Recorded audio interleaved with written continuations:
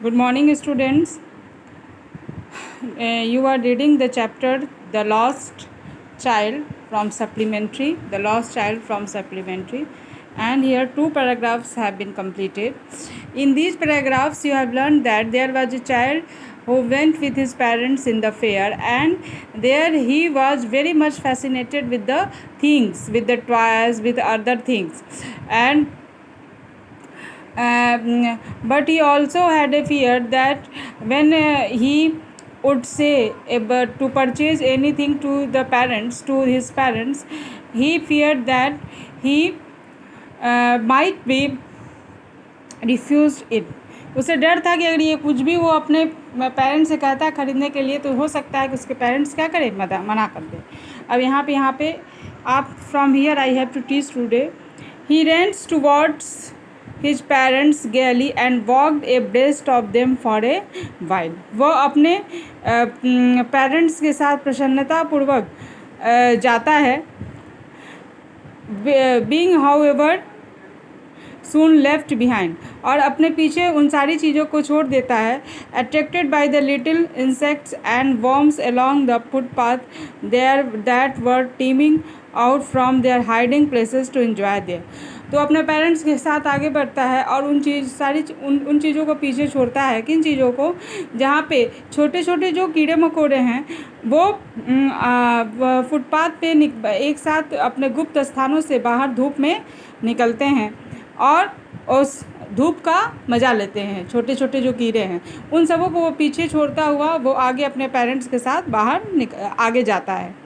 Come child come, his parents called from the set of a group where they had seated themselves on the edge of a wall. उनके parents कहते हैं आओ बच्चे आओ, और उसे बुलाते हैं. जो वो लोग कहाँ बैठे रहते हैं, वे लोग बैठे रहते हैं बागीचे के छाया में, कुएं के किनारे. He ran towards them, वो दौड़ता हुआ उनके पास जाता है.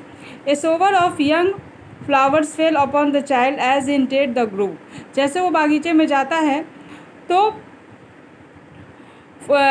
छोटी छोटी फूलों की जो मतलब पत्तियां होती हैं वो उसके ऊपर गिरती हैं. And forgetting his parents he begins to gather the raining petals in his hand. तो जो पत्तियां गिर रही हैं, अपने पेरेंट्स को भूल कर वो उन पत्तियों को अपने छोटे छोटे हाथों से इकट्ठा करने लगता है.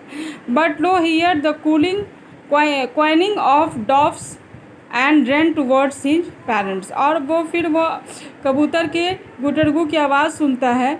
साउटिंग द डोव, कबूतर वो चिल्लाता है. The raining petals dropped from his forgotten hands, और उसके हाथ में से जो फूलों की पत्तियां थी वो पीछे गिर जाती हैं, या पीछे फूलों पत्तियां जो हैं वो गिरने लगती हैं.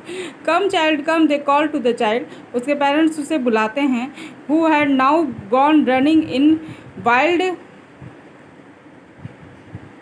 Capers round the banyan tree. और वो क्या करता है, they call to the child, उसके पेरेंट्स से बुलाते हैं, जो क्या करता रहता है, बरगद के पेड़ के आगे पीछे घूमता रहता है. And gathering him up, they looked the narrow winding footpath which led to the fair through the mustard fields. तो और फिर वो तीनों इकट्ठा होके कहाँ चले जाते हैं, उन पगडंडियों पे, पतले रास्तों पे, वाइंडिंग फुटपाथ जो फुटपाथ से होते हुए मेले तक पहुँचाती हैं. जो फुटपाथ पर पहुँचता है, सरसों के खेतों से होते हुए वे कहाँ पहुँचता है, मेले के फुटपाथ तक.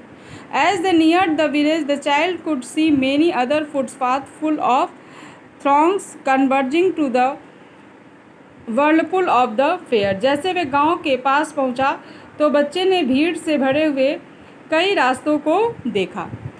And felt at once repelled and fascinated by the confusion of the world he was entering. वे सब मेले की तरफ जा रहे थे और वह भ्रमित संसार जिसमें वह प्रवेश कर रहा था उसके प्रति काफ़ी आकर्षित हुआ और अपने आप को धक्का मुक्की में पीछे महसूस किया. ये स्वीट स्मीट सेलर हॉग, एक मिठाई वाला चिल्ला रहा था. गुलाब जामुन जो मिठाई बेच रहा था वो क्या चिल्ला रहा था, gulab jamun, rasgulla, barfi, jalebi, at the corner of the entrance. प्रवेश द्वार पे ही एक मिठाई वाला था जो चिल्ला रहा था, gulab jamun, rasgulla, barfi, jalebi. And a crowd pressed round his counter at the foot of an architecture of many coloured sweets. और लोग जो थे वो पैदल ही उसके काउंटर पर भीड़ लगा रखे थे। किस लिए भीड़ लगा थे? जो वहाँ पे कलरफुल मिठाइयाँ थी। कलरफुल मिठाइयाँ माने जो अच्छी तरह से आर्किटेक्ट को ही अच्छी तरह से उसको सजी हुई मिठाइयाँ थी। Decorated with leaves of silver and gold, जो सिल्वर और गोल्ड पेपर से क्या थी, सजी हुई मिठाइयाँ थी। उसके लिए जो वहाँ पे लोग थे वो पैदल ही काउंटर पे मतलब वहाँ पे काउंटर पे उन लोगों की बहुत भीड़ थी। The child stared open eyes and his mouth watered for the barfi. वो बच्चा जो है वो अपनी आँखों को बड़ा करते हुए उन मिठाइयों को देख रहा था और बर्फ़ी को देखकर उसके मुंह में पानी आ गया। That was his favourite sweet, जो उसकी पसंदीदा मिठाई थी। I want that barfi, he slowly murmured. वो धीरे से बुदबुदाता है कि मुझे बर्फ़ी चाहिए। But he half knew as he begged that his plea would not be heeded because his parents would say he was greedy. लेकिन वो जानता था कि वो उसके अनुरोध मतलब वो जो कह रहा है उसका पालन नहीं किया जाएगा, उसकी बात को नहीं माना जाएगा, क्योंकि उसके पेरेंट्स अब ये कहेंगे कि वो लालची है। वो जानता था कि वो जो कहेगा उसके रिक्वेस्ट को नहीं माना जाएगा और उसके पेरेंट्स क्या कहेंगे कि वह लालची है। उसकी मांग पर उसके माता पिता ध्यान देंगे और कहेंगे कि वो लालची है। So without waiting for an answer he moved on. इसलिए वो अपने पेरेंट्स के जवाब का इंतज़ार किए बिना आगे बढ़ जाता है।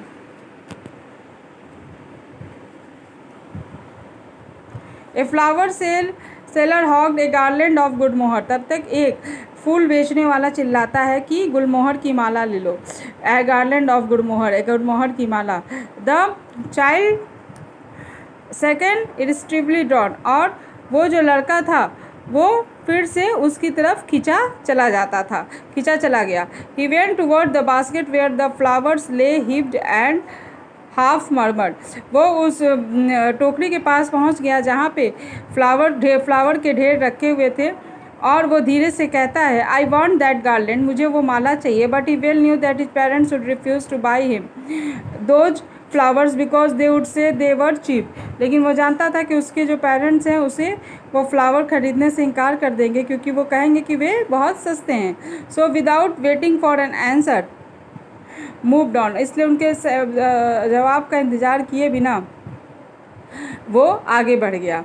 ए man stood holding a pole with yellow, red, green and purple balloons flying from it. एक आदमी जो है वो एक डंडे में येलो, रेड और ग्रीन और पर्पल कलर के बैलून जो थे वो लटकाए हुए थे।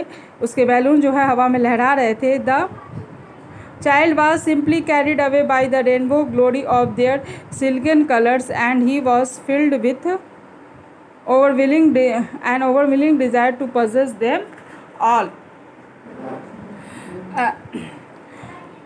और बच्चा जो है उन गुब्बारों और उस बच्चे को उस गुब्बारों के लेने की इच्छा अंदर से जागृत हुई। बच्चा इन इंद्रधनुषी रंगों की तरफ काफ़ी आकर्षित हुआ और उसे वो लेने की इच्छा जागृत हुई।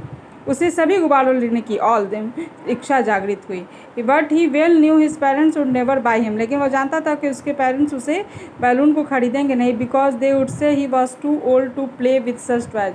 और वो ये कहेंगे कि इन गुब्बारों को खेलने के लिए तुम बहुत बड़े हो चुके हो, तुम इतने छोटे नहीं हो कि इन गुब्बारों से अब खेलो। सो ही वॉक्ड ऑन फार्दर। फिर वो आगे बढ़ गया। आज के लिए बस इतना ही। कल हम नेक्स्ट क्लास में हम आगे पढ़ाएंगे। Okay, thank you.